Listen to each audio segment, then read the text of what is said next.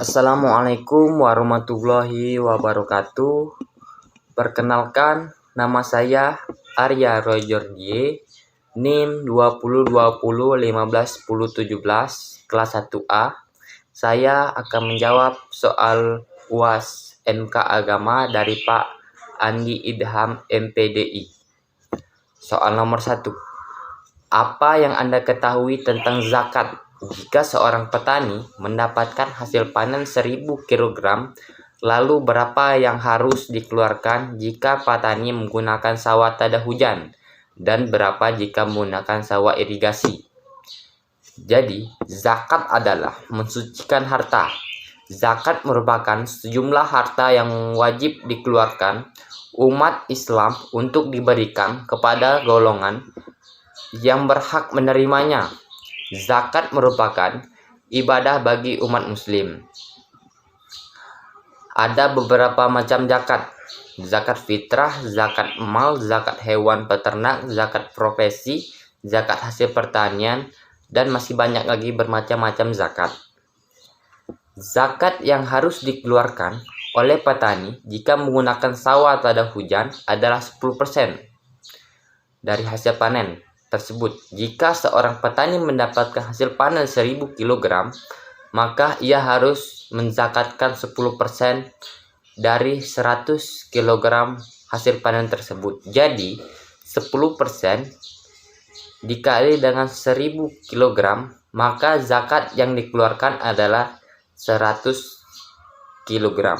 Jadi jika dirupiahkan, 100 kg dikali dengan 10, misalnya harga beras Rp10.000, jadi 100 dikali Rp10.000 adalah Rp1.000.000. Lalu jika petani menggunakan sawah irigasi, zakat yang dikeluarkannya adalah 5%. Jika hasil panen 1000 kg, maka ia harus mengeluarkan zakat 5% dari hasil panen tersebut. Jadi 5% dikali dengan 1000 kg, maka zakat yang dikeluarkan yaitu 50 kg. Jadi jika dirupiahkan, 50 kg dikali dengan Rp10.000 sama dengan Rp500.000.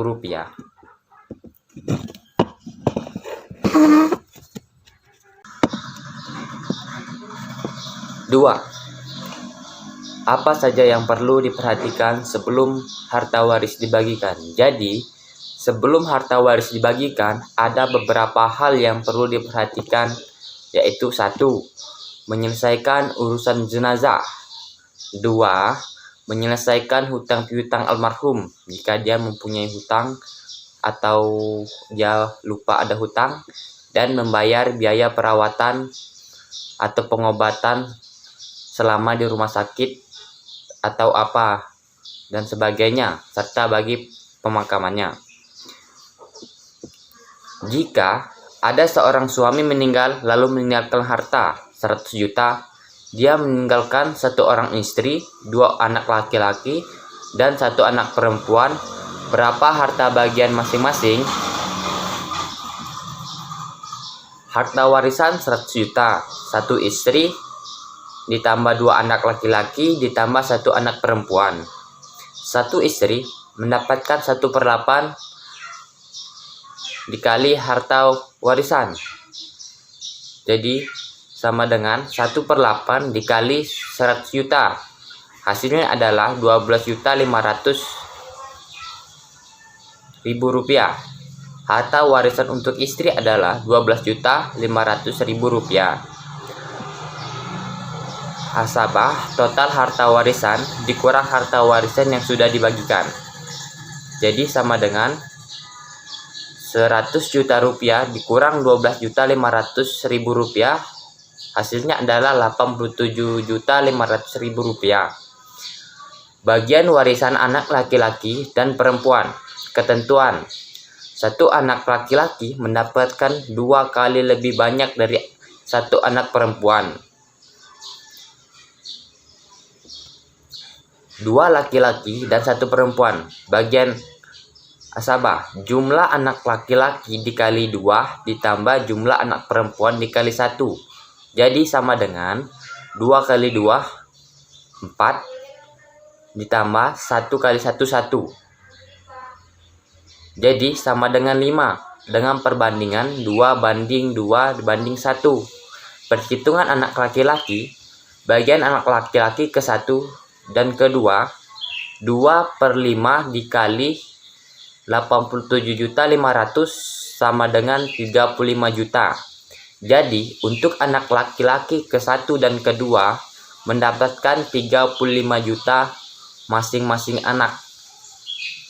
Dan bagian anak perempuan 1/5 dikali 87.500.000 sama dengan 17.500.000 rupiah. Jadi anak perempuan mendapatkan 17.500.000 rupiah. Itu penjelasan untuk harta waris satu istri, 2 anak laki-laki, 1 anak perempuan. Soal nomor 3. Apa yang Anda ketahui tentang akhlak, baik kepada Allah, kepada sama manusia, dan alam semesta? Akhlak adalah tingkah laku seorang yang didorong oleh suatu keinginan secara sadar untuk melakukan satu perbuatan yang baik. Contohnya perbuatan yang baik adalah membantu orang tua, membantu orang yang lagi susah, dan lain-lain. Akhlak kepada Allah dapat diartikan sebagai sikap atau perbuatan yang seharusnya dilakukan oleh manusia sebagai makhluk hidup kepada Tuhan sebagai pencipta. Contoh berakhlak kepada Allah Subhanahu wa Ta'ala yakni menaati perintahnya dan menjauhi larangannya, khusus dalam beribadah, bersyukur, bertauhid kepadanya, dan lain-lain. 2. Akhlak sesama manusia. Akhlak kepada sesama manusia yaitu kita harus berbuat baik kepada sesama manusia tanpa memandang suku, ras, agama, serta kaya atau miskin orang tersebut. Dan kita harus menjaga sikap serta berbicara sopan kepada sesama manusia, atau lebih tua daripada kita harus kita lebih sopan, membantu yang lemah atau tidak mampu, dan lain-lain. 3. Akhlak kepada alam semesta. Akhlak kepada alam semesta itu menjaga, mengelola, dan melestarikan alam semesta itu dengan baik dan tidak merusaknya, seperti tidak membuang sampah sembarangan, menanam pohon, menjaga lingkungan sekitar, menjaga hutan, sungai, dan lain-lainnya. 4. Apa yang Anda ketahui tentang takwa? Jadi, takwa adalah istilah dalam Islam yang merujuk kepada kepercayaan akan adanya Allah Subhanahu wa Ta'ala dan takut kepada Allah Subhanahu wa Ta'ala. Takwa berasal dari kata waka, yaki, wikaya, yang berarti memelihara diri dalam menjalankan hidup sesuai tuntunan atau petunjuk Allah Subhanahu wa Ta'ala. Menurut tafsir Ibnu Katsir, arti dari dasar takwa adalah menaati Allah Subhanahu wa Ta'ala dan tidak bermaksiat kepadanya, senantiasa mengingat Allah Subhanahu wa Ta'ala serta bersyukur kepadanya tanpa ada pengingkaran di dalamnya. Umar bin Khattab bertanya kepada Ubay bin Ka'ab mengenai takwa. Ubay bertanya, "Pernahkah kamu berjalan di jalan yang penuh dengan duri?" Umar menjawab, "Ya." Ubay bertanya lagi, "Apa yang engkau lakukan?" Umar menjawab, "Aku menggulung lengan bajuku dan berusaha melintasinya."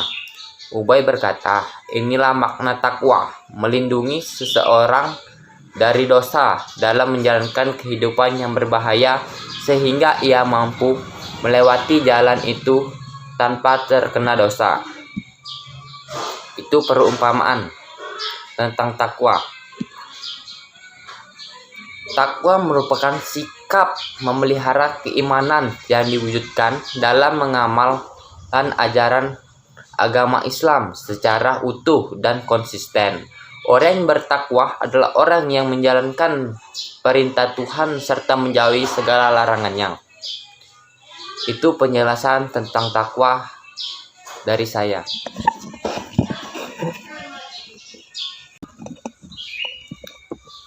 5. Kenapa umat Islam wajib untuk menuntut ilmu? Karena umat Islam diwajibkan untuk menuntut ilmu akan membawa kita kepada kenaikan derajat diri serta dapat menjadi ladang amal jariah nanti. Dengan menuntut ilmu, kita dapat mempelajari sesuatu yang belum kita ketahui dan kita dapat meningkatkan pengetahuan kita. Menuntut ilmu tidak pandang usia, jenis kelamin, baik muda maupun tua, baik perempuan maupun laki-laki diwajibkan menuntut ilmu. Dan orang yang menuntut ilmu akan dimuliakan jalannya menuju ke surga. Dalam Al-Quran maupun hadis dijelaskan bahwa menuntut ilmu akan ditinggikan derajatnya dan lebih baik daripada sholat sunnah 100 rakaat, serta malaikat akan mengepakkan sayapnya bagi orang yang menuntut ilmu.